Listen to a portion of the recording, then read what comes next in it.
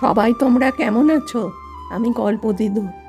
আজকের গল্পের নাম গোপাল ভাঁড় আর ভূতের পালকি।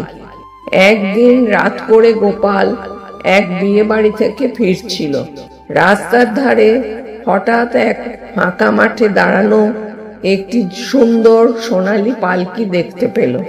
পালকির ভেতর থেকে গম্ভীর গলা শোনা গেল, গোপাল, আমি ভূত, এই পালকিতে ওঠো, তোমাকে চিরদিনের জন্য নিয়ে যাব।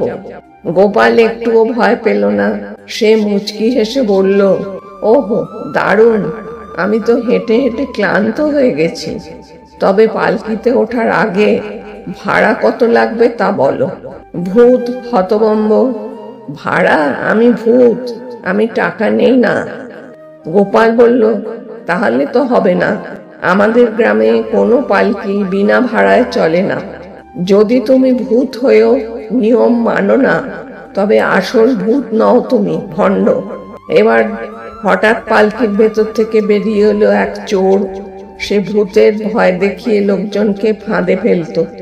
গ্রামের লোক এসে তাকে ধরে ফেলল। গোপাল হাসতে হাসতে বলল, ভূতের ভয় নয়, বুদ্ধি মানুষের সবথেকে বড় পালকি। এই গল্পের শিক্ষা, ভয় দেখিয়ে কেউ বেশি দিন টিকতে পারে না। সত্যি আর বুদ্ধির কাছে সব ভণ্ডামি ফাঁস হয়।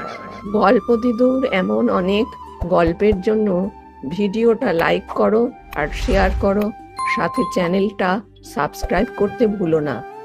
তাহলে আজকে আমি আসি, নতুন গল্পের সঙ্গে তোমাদের সাথে দেখা হবে।